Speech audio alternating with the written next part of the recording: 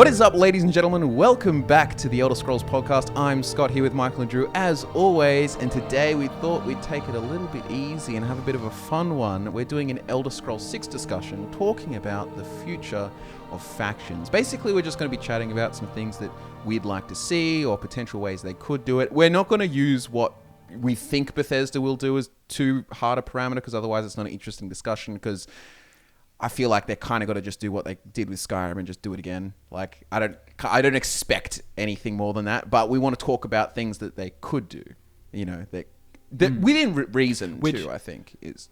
Just to preface, it's going to be difficult because we know so little about Akavir in general, so knowing that Elder Scrolls 6 is going to be there, it's going to be hard to predict the factions, but we're going to do our best. All right, Monkey Faction, Fighters Guild. You know what? I actually thought a good way to do, and you guys can tell me what you think, but I think there's two ways to go about this, right? There's you can't like, as much as it's like, oh, you can have it all, you can't really, like, they're not going to ever do it. You can't have it all. You can't have like 50 different factions, all with huge amounts of choice and everything. So I think like you can kind of go inwards. So you can kind of have like a warrior factions, mage factions, just like they have now, but you give them way more choice over direction and path and stuff that it can go and turn out as.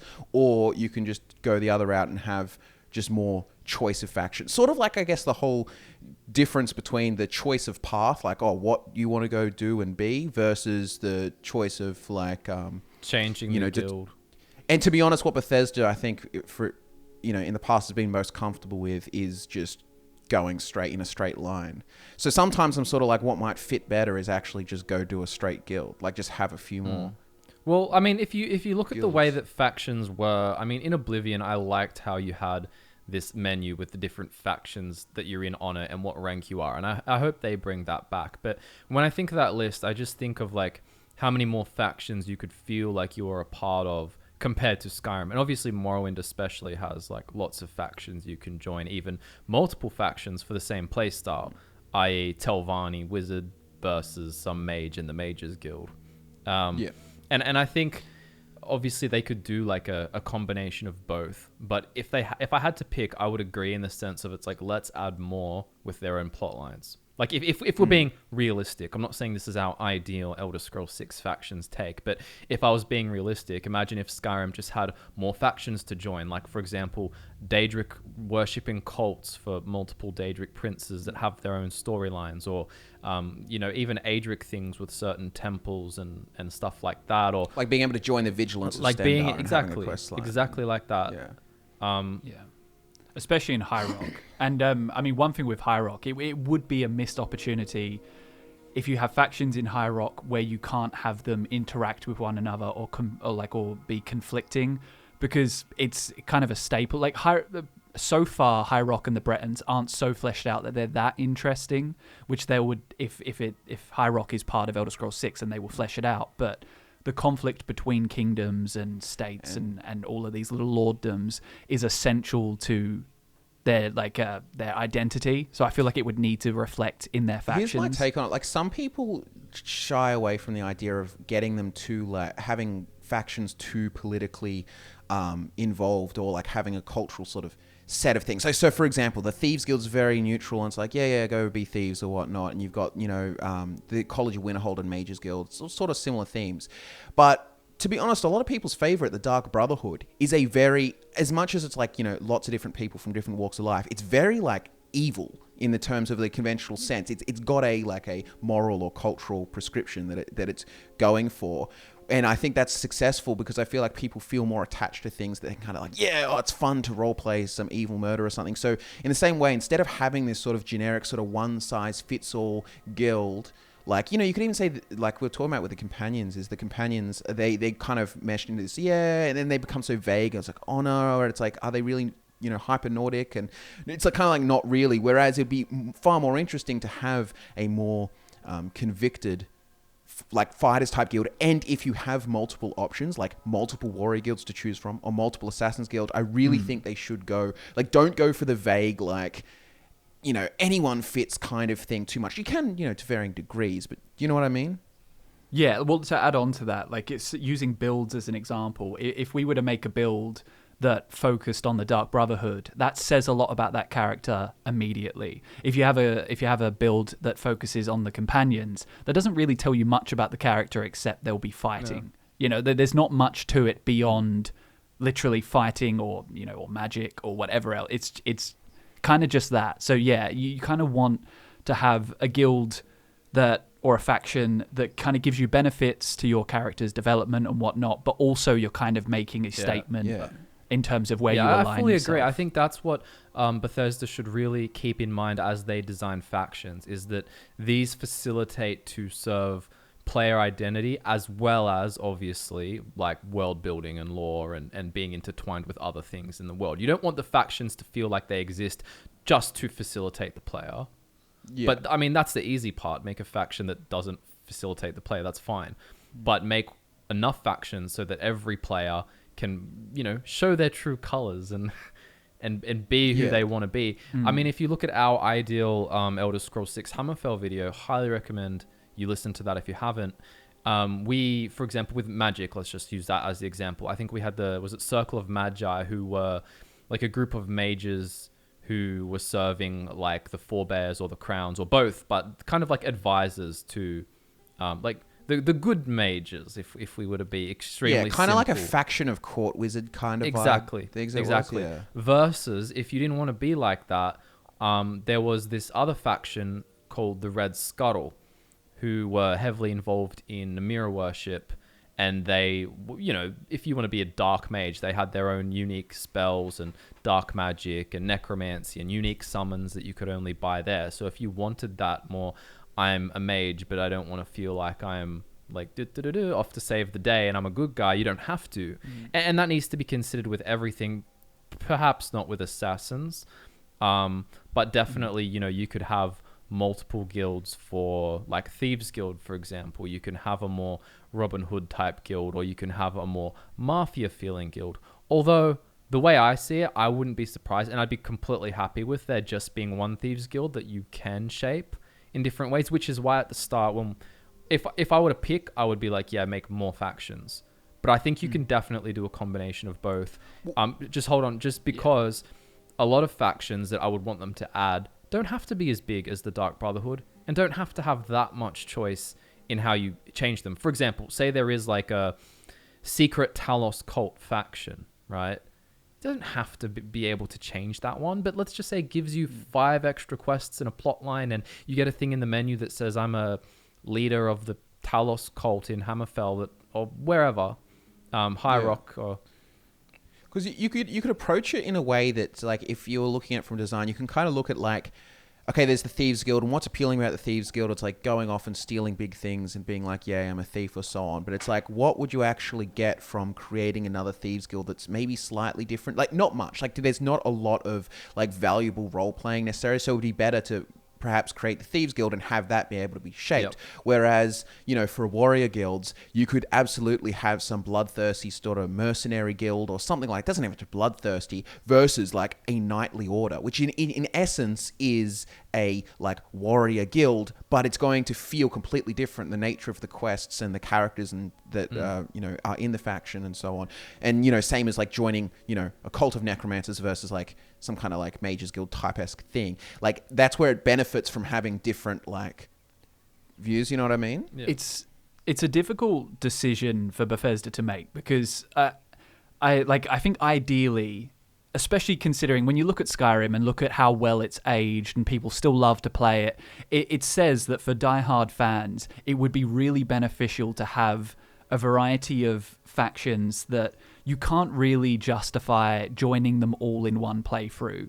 Whereas with Skyrim, and I guess you could say ESO to an extent, it is designed around the idea that if you just want to play once, I know we think it's kind of like, it's essentially blasphemy to be like, you only played Skyrim once, so you only played an Elder Scrolls game once.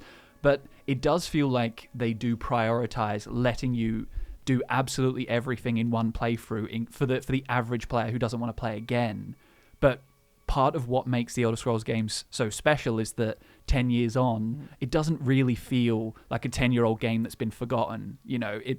It's still alive to a lot of people, and having factions that you couldn't do with another faction in one playthrough will like compound the replayability. And I fully agree. Sorry. I was gonna say I fully agree, and yep, I just agree, man. Yeah, stuff. because I think the reality of it is like a lot of people, even when they do play RPGs and stuff that have choice and consequence, even if they're going to do it once, like part of the fun is like comparing it to other people and being like, oh, this is what happened for me and so on, and it feels kind of like your own unique experience of the way things went, and that's the appeal. Whereas if everyone ultimately does do everything on the one play, do you know what I mean? Like they shouldn't facilitate that as much. I feel like they should just go and like, because I guess this is what I sort of feel about like Bethesda's design philosophy throughout recent games is they're afraid of giving the players like opportunity costs. They're like consequences. They like want all the choices, but they're like really skittish around consequences. Like, everything, reset the perks. There's nothing too bad. No big drawbacks or positives for picking certain races. Like anything that's like locked in is really like taboo almost. Yeah, they really don't want to lock you in. And like I understand that the point of it is freedom and so on, but like sometimes like people care about Stormcloaks versus Imperials or Dawnguard versus Vampires. No one cares about the companions because it's stale and it's straightforward. There's nothing like, so if you could pick either factions or something and it closed you off to other things, like I don't think as many people are going to panic and worry about it. Like if you want to play an evil character, you want the world, like this is one important thing is like player feedback. Like you want to feel like, you've done things so then good people hate you. This is like a really like plain example. It's the same reason why I think they should return why like something as simple as like ranks and having that there. It's player feedback. It gives you the idea. It's like, yeah, you got the achievement. You're here now, and you've got that kind of like you're a listener in the Dark Brotherhood or whatever before, or murder or whatever. Going up the ranks, it's that feedback that kind of like mentally puts like a landmark there and helps you sort of contextualize it all. Because if you go through like the Companions of the College of Winterhold, it's just this sort of big hazy kind of thing. You haven't got like these achievement landmarks in between. And when you talk about the opportunity cost, it's like it's the Morrowind meme where it's like, with this character's death, the thread of prophecy is severed, restore a set, so it's like, could you imagine a new Elder Scrolls game giving you ramifications like, look, if you do this course of action, persist in the doomed world you've created. It's never going to cut you off from being able to do everything, and kind of the safety nets are in place. You can't commit to like a one path that's going to give you a completely different outcome to your mate who's playing at the same on the time. topic of that, I will say two things, but quickly. I'm all for essential characters because I think as gaming gets crazier and crazier, you're going to have dynamically changing worlds. It's the classic thing of like in Skyrim, I don't want a dragon to come kill an essential character. But I mean, you can just make them essential but only killable by the player, and I guess that fixes everything and allows you kind of like to do exactly how saying. the companions work. Yeah, exactly. The same. If a companion gets down, but if you I killed Lydia when she was down by accident because my fuss shout just tapped her. She just went down. I didn't have a save for ages. This was like really early on a 360. And it was like a really hard choice, but I'm like, I'm not loading back. Goodbye. But yeah, on the topic of the Dawnguard DLC, I thought that was really great DLC. And I didn't mind that both of them have you do roughly similar things. But I would say that in Elder Scrolls 6, I would prefer that wasn't the case. I don't mind overlap. It's kind of like, in Morrowind, how the guilds have overlap. Like you can get cancelled out of one guild because maybe in one of their end game missions they're like, oh, not this exactly, but go assassinate the head of this guild or something like that. Like there's no way you can join that other guild or do their storyline because you've ruined it. That's all fine, but you don't need to have guilds that follow the same path and then the ending is kind of just like fighting, like almost like Hoover Dam. Like there's just two sides on the same thing playing the same battle. They can be completely different. Not that there's anything wrong with that, but I would really encourage them to make it really different, perhaps with small crossovers that cancel out some things if you want to, but you don't see them coming. It's not like you play, say, the Telvanni Guild and you get to here and then if I go and play the Mages Guild and get to here, I'm going to have to kill them because I just did the mission where I killed this person on the other team. It's like in Fallout 4 where you could follow everyone to basically the end and then pick your but side. Putting in consequences earlier instead. Like, so what I guess what you're trying to say, instead of like a binary, it's just like, I'll pick one side of this binary line. It's just like there's lots of individual quest lines, but they sort of mesh, and then some things will cancel out another. Like, maybe if you're up to like rank 7, say in this thing, it's got a quest that will lock you out of this guild or whatnot. But it shouldn't be obvious is also what I'm getting at. You shouldn't be able to play one and then already know what the closeout point or quest is going to be in the other guild. Like, it should just be completely unexpected and different, involving different characters or a different thing.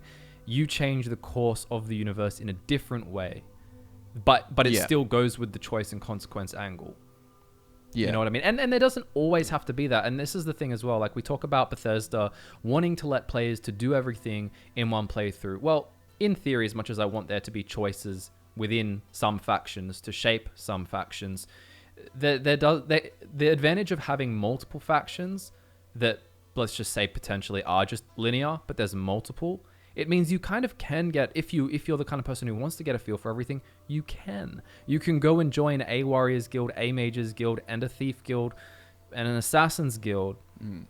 Maybe not all the guilds, because if there's multiple mages guilds, you may get locked out, but you can still get an extremely well-rounded experience if you want to try everything in one playthrough and kind of feel like you did everything, And I feel like too, like, just as a general sort of point to mention about like opportunity cost and stuff in games, like cost, how like value of something, it kind of like what you had to give up to get it increases like the enjoyment of the thing or whatever. So, when you spend a lot of money on something really nice, the stakes. Yeah. So it's kind of like when you, there's if you had to make a certain choice to get, say, a Daedric artifact or something like that, when it comes back, you sort of want to like have to justify, like, some of those fun choices, people like Stormcloaks versus Imperials. So people want to make their choice, and they made their choice, and they want to justify it and weigh up the different things. And same with like Parthenax, like, should you kill him or should you not, and stuff like that. Whereas like, I feel like that's what's one of the most exciting things that people have in role-playing and so on, is creating character, making the choices, and then kind of like justifying their like choices against others. Like, the most fun like lore community debates are things like Stormcloaks versus Imperials, or like, Lorcan versus Oriel, and all the different sort of conflicts where you have to pick a side, where you have the opportunity, whereas no one... I was going to say, it works in their favor as well, because it's like that classic engagement algorithm, but it's kind of like, if everyone's arguing and debating about different things in your game, like, you generate so much noise. Like, so many more people probably heard about Skyrim because somewhere they saw an Imperial versus Stormcloaks meme or comment or debate, or like Skyrim for the Stormcloaks, or as a tweet or something like that. But how many people do you see? No, honestly, think about it. How many people do you see writing a tweet like Skyrim for the mages, or for the College of Winterhold, Skyrim for the companions, or like the companions will win, or some kind of post that they pledge their allegiance to a faction? Usually it's, and this is still fine, but it's, I love the Dark Brotherhood, or this was fun. But if you really want that, like, everyone talking about it stuff, provide opportunities for there to be conflicts, and don't make it, like, I think they did a good job with the Stormcloaks and the Empire. For those of us who are very deep in the lore, it's not one-sided. Like, there are so many like strong points on both sides of the argument. And so if you do that for something, I think it's good. I think it's one of the reasons why, a favorite question to ask other Elder Scrolls fans, or we get asked, is your favorite race, for example, is that, they're over the years of Elder Scrolls lore, they've done so much to kind of like, they have such interesting dynamic relationships. Like, say, for example, your favorite race is an Argonian and someone else's favorite race is a Dunmer. It's like having all of these conflicts and different ideologies and all of this stuff, it just makes the world so much deeper, so much more enjoyable, and kind of, it gets you much more invested in a character than just, I'm in character creation, it doesn't really matter what I pick, just make it look like me or something. It's much more engaging. Like, imagine if you had to choose between like being a vampire, and it's like, if you're a vampire, you can't do like this Templar guild or something like that, like, and it becomes that sort of thing, like, what do you want to do, or just imagine even a werewolf scenario or something. If you're a lycanthrope, you can't join the vigilance of Stendar, or like consequences. And it leads to character development, and we all like that in our builds. Like, imagine a vampire build who's on a quest. They desperately want to cure the vampirism they got afflicted with while fighting a vampire, because they want to join the vigilance of Stendar. And they've got this almost self-hatred because they planned on being this kind of pious, maybe, destroyer and smiter of all things unholy. There's cool opportunities. Choice is the thing that drives a lot of community talk and a lot of exposure for the game. So that's in Bethesda's interest, but it just makes it way more fun for us as well. Like, even like you're saying with races, what is it? It's a choice. What race did you pick? What did you do in this quest? Like, these kinds of things, like they really push the game out to more people. And for people like us, we enjoy the game 10 times more. Yeah. Just as a thought as well, if we're kind of just going to accept that Elder Scrolls 6 is almost certainly going to involve Hammerfell, High Rock, or some mixture of the two around the Iliac Bay. If we're setting it in High Rock, it's going to be really good for like paladin, cleric type characters, because you've got all of these knightly orders, and then you've got the militant sect of the temples as well, which I can imagine would have similar or overlapping faction quest lines. But it'd be good to be able to devote yourself to specific gods. Would be really good. And they absolutely should implement at the very least some sort of, like, the Winter Sun mod. Like, basically, like, they really should put in gameplay functions for like worship and stuff of gods and stuff. Yeah, like an incentive to go to a shrine and pray, for example, as opposed to just, you went to their shrine once, you've got curable disease or whatever. To be in, I guess, Bethesda's favor too. Like, it sounds crazy, but like, they haven't tried their hand at an RPG really since Fallout 4.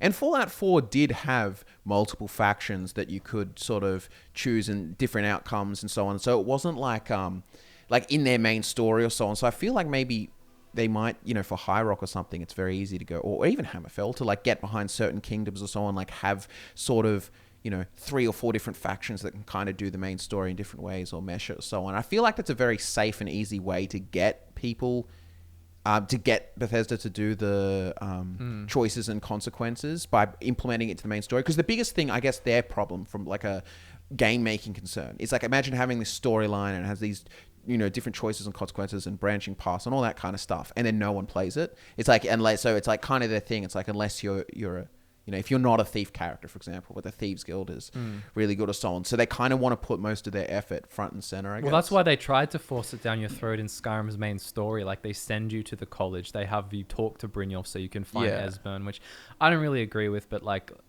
you're saying, I can see why they did it. I was going to say as well, with Daedric princes, I think a cool way to do that is exactly the same way we talk about factions. I made a video on it. Although it didn't get too many views, so I better let everyone know, because no one watched it. I mean, I don't know, not low compared to normal views, I suppose. But we had this idea where it was like each Daedric prince could actually have multiple quests. Because let's be real, Elder Scrolls 6 is going to be like, not the last Elder Scrolls game, but like, you're not getting Elder Scrolls 7 for a long time. Of our lifetime, it's the only one. No, but so it's kind of like, but there are so many cool Daedric artifacts that we saw in Morrowind and other Elder Scrolls games that weren't in Skyrim. But if you had a system where it's like, you can go and do Daedric Prince quests for any Daedric Prince you want, then you become not their champion straight away because you literally only did one thing, but you become, I don't know, an acolyte or some member of their cult, essentially. But then later on, they can call you up maybe 20 levels later, like you get Mehrunes Dagon's voice booms out to you and he's like, come back to my shrine, we've got something to discuss. And then it allows you to get another artifact. But this all links back to what I'm saying about factions, is because eventually it would have choices. So we had this idea where it was like, let's say you can do every or most Daedric Prince's quest, but then you get a new quest later where you have to pick between two who are at odds.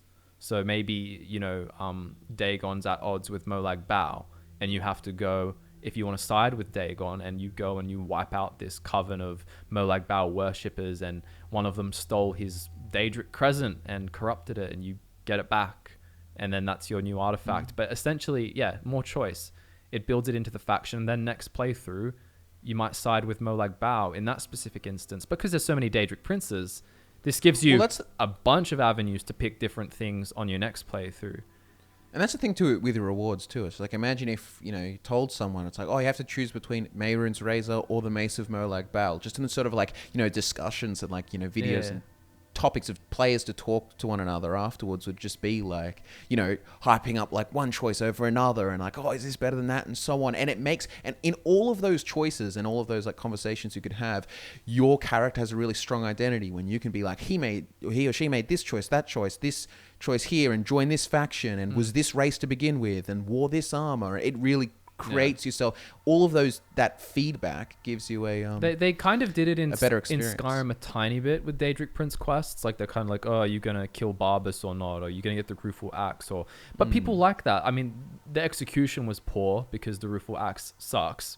It just objectively sucks, so like compared to other things, so it's kind of like, what's the point?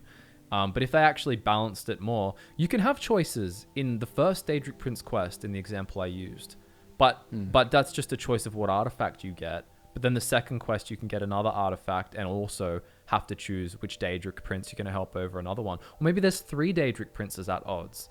You know what I mean? Then you have to pick between 3 outcomes, hoping that you get some really cool artifact. And like I said before, they can just bring more artifacts into the world. And with factions, in general, more factions is just more world building. Like, it's just better for the lore. Yeah, on the topic of like, obviously on multiple factions and that kind of thing, on the topic of like sort of like having a political stance or cultural stance, like all of these different factions in universe, I mean, what do you sort of think about kind of integrating them all with the main storyline? Like, so in the way that, how there are factions in Fallout 4, and even New Vegas and stuff, like all the factions are somewhat integrated or tied to the main storyline. They don't live in this sort of separate vacuum. And even if you go to Morrowind, you can consider like House Lalu, Redoran and Telvanni, and the whole striving to become the Hortator and all that kind of stuff, and needing acceptance from the houses. Like, they're intertwined more so in the main, like, I guess like a thematic story of the entire thing. Like, I feel like that might be a better move. Like, you get a tiny tinge of it with the companions by being like, oh, the companions can't choose between them, and it sort of says that. But outside, like, between Stormcloaks and Imperials, like, you get a little bit of like world building. But outside of that, like, College Winterhold's mostly in a vacuum. I guess Dark Brotherhood assassinates the Emperor at the end, which is decent. But for the most part, they're all in these tight little vacuums. Whereas I was going to say my response to that is that I actually like a mix of all of it. So I like some factions that's just not in their own vacuum. I love that because I can just go. For example, imagine, this is a really silly example, but like, let's just use the example of like, there's a Mages Guild and a Necromancers Guild, and then I don't know, the Necromancers Guild just happens to be Empire aligned, or it's like, well, I'm a Stormcloak, but I also want to do necromancy. So you get, not the best example, but you get what I'm saying. You don't want to add so much ideological complexity into one faction that it puts some players off because they don't fit in anywhere, is what I'm saying. But I like the idea in general. Like I think having factions tie in with the main story would really improve the depth and the quality of the main story, and would put a lot more at stake, and you'd be much more familiar with various characters or whatever. But yeah, at the same time, I think it is also important to feel like you can join a faction and the effects are only local, they're only small scale. It's not everything is grand, if you know what I mean. So because that's kind of one of the things about Fallout 4 and Skyrim, is that you're placed right at the heart of everything, whereas it's one thing we've said before that Oblivion does well, is that you could quite easily be forgotten. You're just kind of you just get everything in motion, you help the story unfold, but you're not necessarily essential to it. You're not going to be remembered as not much, until the end. So having things that can be small scale, exactly. No, I totally agree. So a mixture of both for sure. Yeah. Well, maybe if they did go for something a bit more, like I think ultimately too, and this is what High Rock and Hammerfell is really good for, in terms of like factions relevant to the main story, they can absolutely have more than just like a two, like a binary. Like they could have in High Rock especially, because you got like the 5 whatever kingdoms, and and there's Hammerfell. You could have like Crown's Forebears. You could have like Orsinium, or not every individual kingdom is going to agree, but having that in the mixture, I think works well. And do you know what? It might actually be interesting, even if you thought about it as like the largest sort of like kingdom factions and stuff like that up here, and then I don't want to call them minor factions, but then you can have like the sort of mid-range factions, but like might be your typical sort of Mages Guild type things, or your or Fighters Guild type things, but you could have like sort of leanings within them. So for example, like if you joined with the Fighters Guild or whatever, and they're really pro, I mean a generic Fighters Guild, like, and like a lot of their members, like say 70% or 80% of their members are really like pro this one kingdom, or instead really anti one of the kingdoms or something, it would just be interesting to have characters that might help influence your choice or so on. It's like, oh, I want to help this kingdom. Like there might be 2 options, but you like pick this one because you're like, oh, all my Fighters Guild buddies don't like this. Like I just thought, then you're having both. It's a bit off topic, but I think that's the same benefit of when you have a really convincing companion. Like in a Fallout game, or where the companion's good, and then say they have an anti-Brotherhood of Steel stance.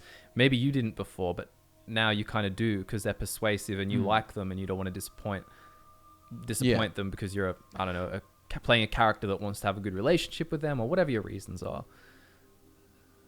That's one thing I could see happening with High Rock. Is I could imagine that you've got a faction quest line for various kingdoms, and then assuming that the main quest line has some big bad, which may be the Falmor, it may be something else entirely, but it could be a case of once you finish their faction quest lines, you need to unite them, and once you've like upped your standing in the courts of each kingdom, you may be in charge of kind of deciding who leads the united High Rock against this evil or whatever else. So you kind of do all of their quest lines, but you also have to pick one, or like favor some over others or something like that. Yeah. Could work when it comes to High Rock. I get this feeling that Elder Scrolls 6 is going to have a lot of like political stuff tied into the main storyline with different kingdoms and so on. But the biggest reason I think is just because settlement building, and I think they will, because in the way it's the ultimate sort of like player expression into the world when you can create your own sort of kingdoms and stuff. And if they're going big in these kinds of things, like you can imagine, like you could do it like they did in Morrowind or like Hearthfire. Like you get some cool like area, and maybe you get a castle, you can build a castle and a keep and all that kind of stuff in a village or something like that. But like I can imagine that really being sort of tied into the sort of faction struggles, if you know what I mean. Yeah, I mean, like simply put, look at Skyrim. Like you have a game where you can become Thane of every hold, and it's like if they do away with that, it actually feels like you have impact. Like, no, I am the Thane of this hold. I can only have a house here, or build a settlement castle type thing in this one area in this specific hold because I picked it. And maybe you only unlock, maybe you can later unlock the other areas to build, but only if you helped your kingdom like conquer the others. But things like that. Yeah. Perhaps not that exactly, but along those lines. And I'm not like 100% keen on there being settlement building per se, particularly with all the flaws it brought from Fallout. But if it is just like Hearthfire, where they're like, here are a very limited amount of designated zones in cool spots where you can build some cool little village or a little house or a castle, depending on your standing with a certain, potentially like a political faction who owns that area, then that's all right. I just wouldn't want it to be that whole like every side location now is like a settlement without cool characters and cool quests. Like I mean, this is going ages back, but it's kind of like Morrowind, like how you could have a Redoran stronghold or a Hlaalu stronghold or a Telvanni tower, essentially. It's like, and you build it over time with your resources and so on, and as certain ranks and so on. But like, it is that kind of thing that makes you feel, Yeah, especially for High Rock, it needs to be a mechanic that's specific to certain circumstances. Like as you said, it shouldn't be,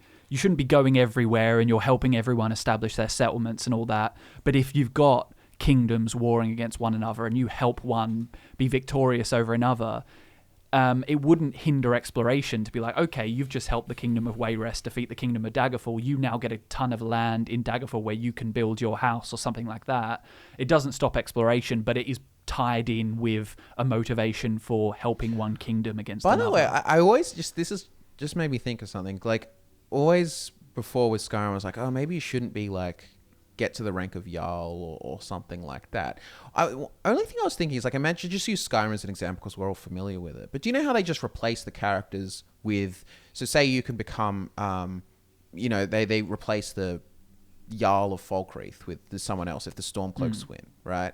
Like, imagine if that was actually, if it was baked into the game that you can actually become the Jarl of Falkreath because you're planted there by Ulfric Stormcloak. Say if you win it for them, he'll actually make you the Jarl at a strategic or something. So say... Especially if you were Thane already. Like, you'd be the number one pick. You're Thane and you're a super, in this case, strong Stormcloak supporter. Like...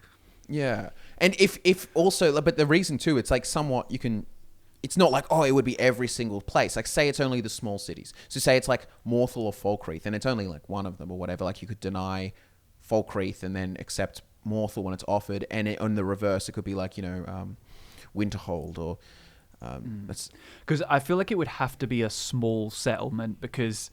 otherwise, it would really tie you to that place. Like, obviously, I know you're saying the smaller ones like Morthal rather than, like, say, Solitude. Because say you know, you're like, oh, I'm now the king of Daggerfall. It's like, well, that now defines your playthrough and your character. And it'd be weird if you weren't at your palace. See, the one thing I think that they might, and this is a gaming thing, is because they considered it for Skyrim. Like Skyrim, I think there's even unused game file, audio lines and stuff like that about or the Dragonborn being able to become the High King as like one of the options or something. And I know also in Fallout 4 you were going to be able to be the leader of the Brotherhood of Steel, but they scrapped it last minute to become like the new Elder or whatever. And I sometimes I'm torn on it, but it's like sometimes there'd be really cool character role-playing things there. Like what I would hate about it is if it was like this really forced kind of thing, like you end up like if you complete the main story, you're king kind of vibe. Whereas if they did it in a way that it was an optional path, in the same way that you can become Thane, or if you can become... I imagine something like becoming the High King is more like I've finished the game, kind of like the end of New Vegas, where you get like the screens come up and tell you how the future goes. Whereas if you actually become High King, I could just imagine, the NPCs in the court, like, oh, where's the king? Oh, he's off killing skeletons in this dungeon. It's like, it's a bit weird. Oh, he's gone exploring. He's stealing cabbages. It is interesting when you talk about factions, you can actually have such a diversity of different types, like we've talked about, where instead of thinking perhaps like, I need to be able to join every faction, it's kind of like, no, you can't join every faction. But also, like we were thinking, should there be some factions that are more tied into the main story? Some of those factions can be the ones that you can't join, but you help. And it is like New Vegas in the sense of, oh, I didn't go and like, I'm not a boomer. Like I'm just not, but I helped them.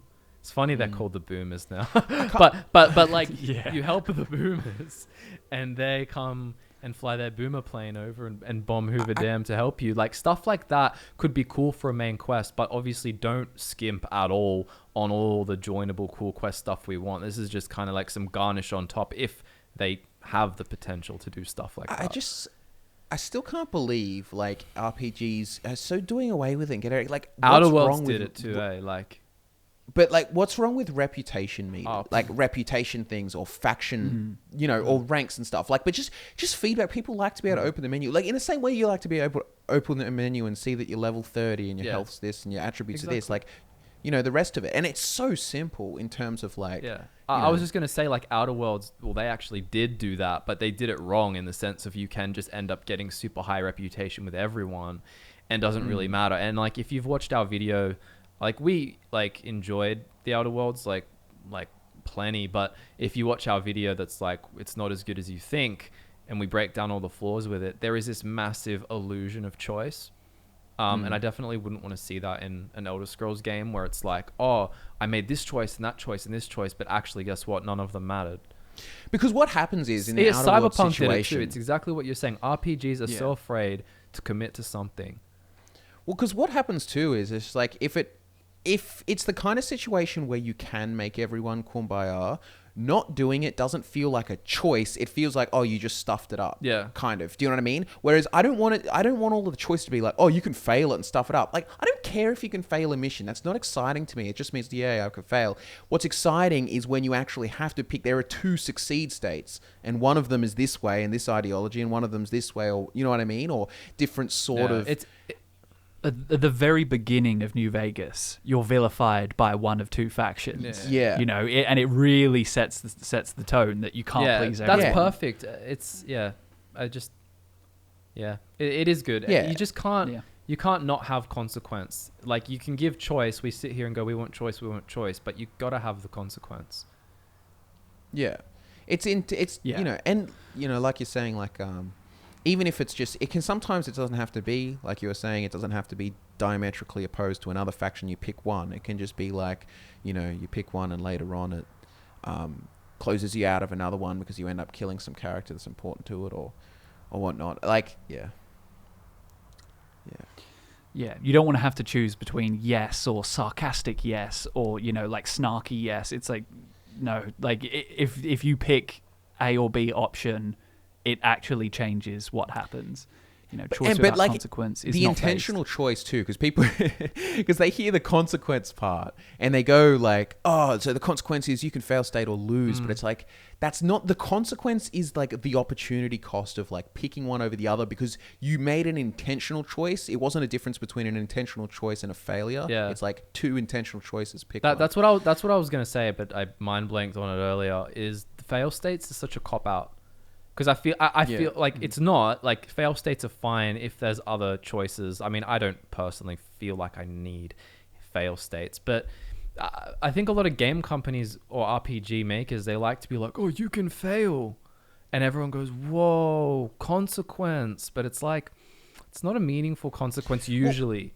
Like, exactly if I can play, I don't know, the Thieves Guild story and there's no choice whatsoever, but I can also go in and kill all the Thieves Guild members in the Ragged Flagon and fail the plot completely because now it's unplayable. I can appreciate that, but that's not what we talk about when we say choice. It's so fail state is like, you know, whatever, but don't let fail state be this glorified thing, especially in faction choices, because it's like you want to be able to play the game. Like, I remember in Cyberpunk, like, you do side quests and you can just stuff it up and fail it. And it's like, oh, okay, you failed it. But it's like, what did you actually, like, miss out on? Like, you just missed out on more content or whatever in the game that's actually good. It's not like it didn't reflect on your, like, character or give you feedback and like, oh, I'm role-playing in this way. It's like, no, you just stuffed it up. Yeah, and it's missing sort of out like, on stuff should be like, I helped this gang, therefore I miss out on the benefits of the other gang that I could have helped instead. And that's because it actually creates, like, it's role-playing consequences, like an actual thing rather than just... I don't mind fail state if it, like, continues. Like, for example, let's say that you're playing... Because I do like some, like, hard consequences for stuff-ups, but I feel like it should be more like, oh, a character died that didn't have to die. Not like, oh, your quest ends here.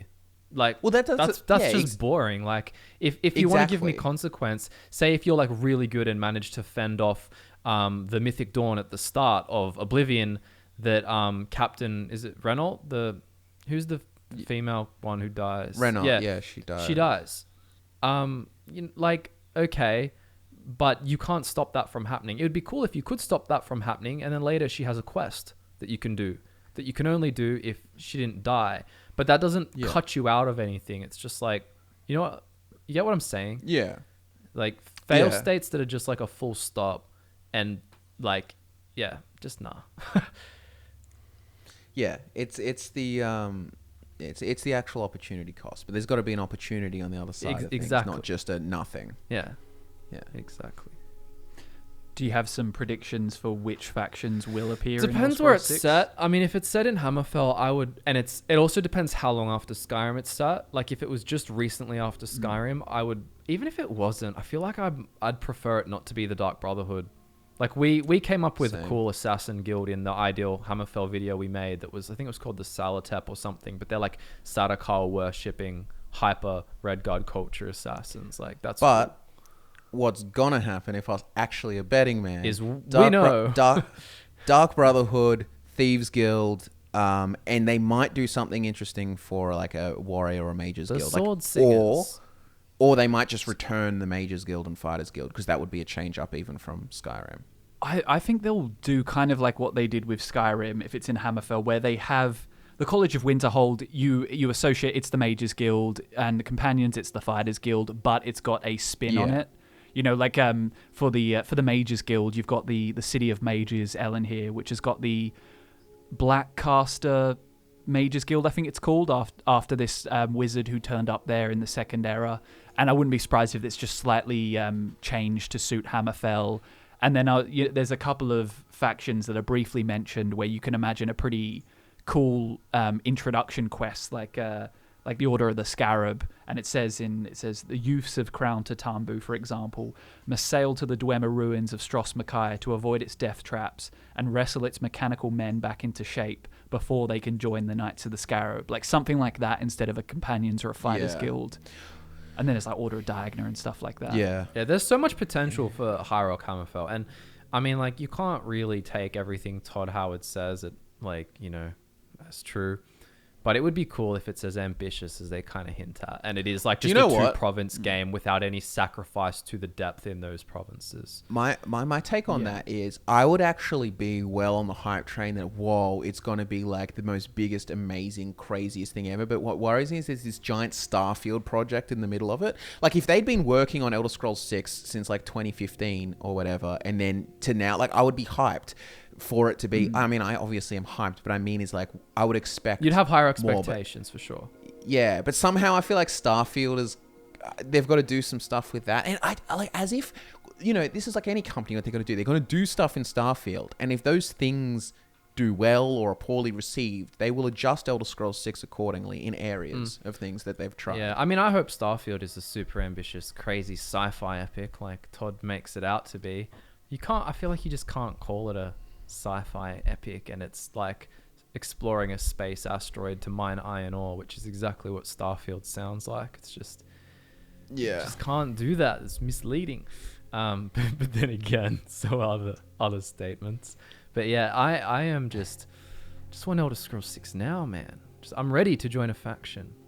And you know, it's crazy, it's probably still 2024. Could be. You know, really. It's funny, but like I am actually like, and I'm not an expert on this stuff at all, so this could be a bad take, but I feel quite happy about the Microsoft acquisition, just because I'm like, money, speed, like just like make Elder Scrolls games faster. Obviously, at the end of the day, I would prefer a long release time, but it's the best game ever.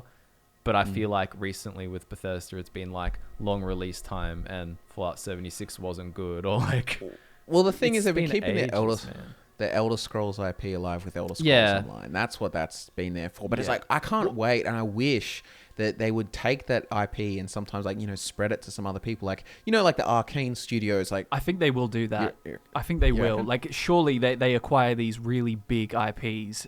There's so much that can be done with a fantasy IP or a sci-fi IP that completely different genres. Like we've mentioned it before, like a Total War RTS style game in Elder Scrolls or Fallout. It's like, yep, easy. Give it to a company you've got who make games like that already. Yeah. It'd be silly not to utilize it rather than just waiting 10 years for another mainline game and then just letting ESO do all the heavy lifting till then. Yeah. Like, ESO's going to get pretty dated, so they'll need a new MMO to take over sometime soon. Potentially. Apparently they're working on ZeniMax. They're working on a new MMO, but I don't know if it is Elder. I don't think it's Elder Scrolls related. So I think it's they got Starfield Online going already, an MMO version. Yeah, but I would be so down for just more. Like, you know, there's the MMO and everything, but like let's be real. If I had full control over this, I would say put every single resource into producing Elder Scrolls 6, and from then on, the purely single-player games we all love. That would be my call. This is my subjective preference. What about an Elder Scrolls dating sim with like the Daedric princes, Maiden's Dagon, stuff like that? Do you know what though? I'll also throw out there, you get some really good game stuff. Like when you give other companies the IP to work on, and if they're all under the same sort of Microsoft umbrella, and it makes like financial sense. It's just like, look at, for example, like Knights of the Old Republic was given to BioWare, and BioWare like had never made any Star Wars games or affiliation with before. Great game. Then gets given to Obsidian. Knights of the Old Republic 2, great game. They did the same with New Vegas. It was given to another company who's familiar with RPGs. But, you know, you could do that with games, and even, you know, build other types of games. Like I've said before, like an Assassin Dark Brotherhood or Morag Tong kind of thing game, like kind of like Dishonored made by Arcane Studios or something, or like, you know, the RTS things. But it's just like, you can give it to other studios to make it. Like I wouldn't complain, but again, like I'm just like, I don't know, just focus on Elder Scrolls 6. Whatever money you'd pour into that project, pour it into Elder Scrolls 6.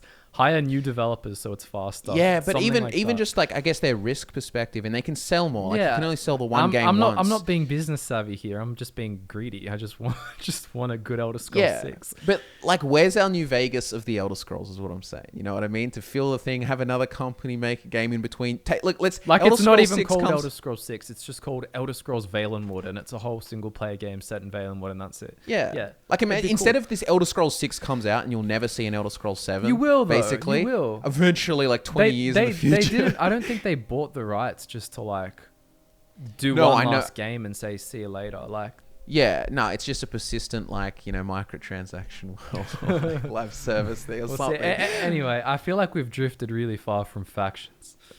Yeah. I feel like we've drifted far. Still, well, now the tie-in there was factions, is you could use single games to explore other factions better. Oh, you know? yeah, there we go. Makes sense. Well, yeah. We're on topic. We don't need to circle back because we were on track all along. All right. Yeah. Do you boys have anything else to say about factions? Because Just make them good. make them good. Bring back the Morag Tong. Yeah. That'll never happen. Yeah.